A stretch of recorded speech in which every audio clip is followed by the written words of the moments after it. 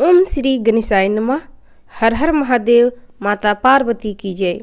नमस्कार, आप सभी का मेरे चैनल में हार्दिक अभिनंदन है, स्वागत है। आइए सुनते हैं शिव पुराण का 7वां अध्याय, श्रोताओं द्वारा पालन किए जाने वाले नियम। सूत जी बोले, शौनक, शिव पुराण सुनने का व्रत लेने वाले पुरुषों के लिए जो नियम है उन्हें भक्ति पूर्वक सुनो।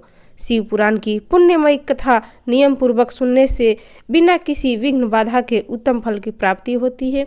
दीक्षा रहित मनुष्य को कथा सुनने का अधिकार नहीं है, अतः पहले वक्ता से दीक्षा ग्रहण करनी चाहिए। नियम पूर्वक कथा सुनने वाले मनुष्य को ब्रह्मचर्य का पालन अच्छी तरह से करना चाहिए। उसे भूमि पर सोना चाहिए, पतल में खाना चाहिए तथा कथा समाप्त होने पर ही अन्न ग्रहण करना चाहिए। समर्थ मनुष्य को शुद्ध भाव से शिव पुराण की कथा की समाप्ति तक उपवास रखना चाहिए और एक ही बार भोजन करना चाहिए। गरिष्ठ अन्न, दाल, जल, अन्न, सेम, मसूर तथा बासी अन्न नहीं खाना चाहिए।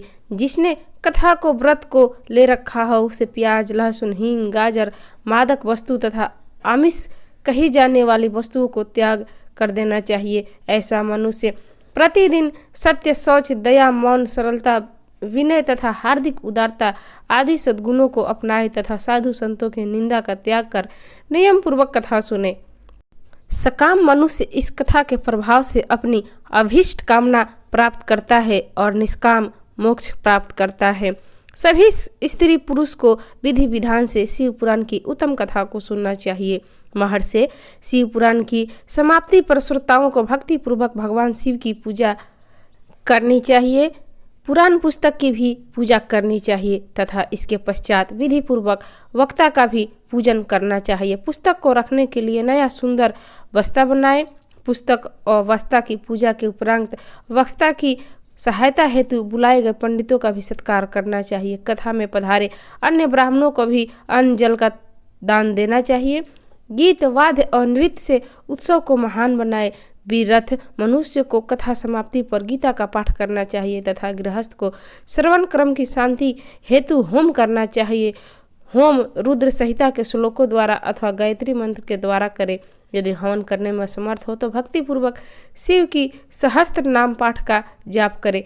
कथा श्रवण संबंधी व्रत की पूर्णता के लिए शहद से बनी खीर का भोजन 11 ब्राह्मणों को कराकर उन्हें दक्षिणा दे। समृद्ध मनुष्य 3 तोले सोने का एक सुंदर सिंहासन बनाए और फिर उस पर लिखी हुई अथवा लिखाई हुई शिव पुराण की लिखी पोथी विधि पूर्वक स्थापित करे तथा पूजा करके दक्षिणा चढ़ाए। फिर आचार्य का वस्त्र, आभूषण एवं गंध से पूजन करके दक्षिणा सहित वह पुस्तक उन्हें भेंट कर दे। शौनक, इस पुराण के प्रभाव से भगवान शिव का अनुग्रह पाकर मनुष्य भव बंधन से मुक्त हो जाता है। शिव पुराण को विधि पूर्वक संपन्न करने पर यह संपूर्ण फल देता है तथा भोग और मोक्ष का प्रदान करता है। मुने, शिव पुराण का सारा महात्म्य जो संपूर्ण फल देने वाला है मैंने तुम्हें सुना दिया है।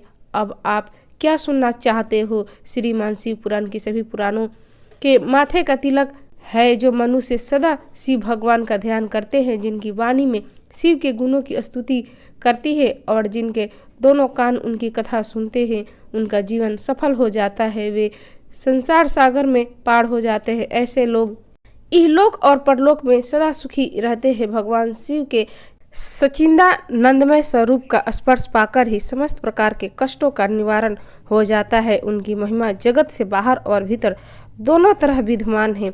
उन अनंत आनंद रूप परम शिव की मैं शरण में लेता हूँ। तो भक्तजन, ये थी शिव पुराण का 7वां अध्याय। आपको कैसी लगी? अच्छी लगी तो इसे लाइक करें, शेयर करें, मेरे चैनल को सब्सक्राइब करें। कथा श्रवण के लिए आप सभी का धन्यवाद। हर हर महादेव। माता पार्वती की जय।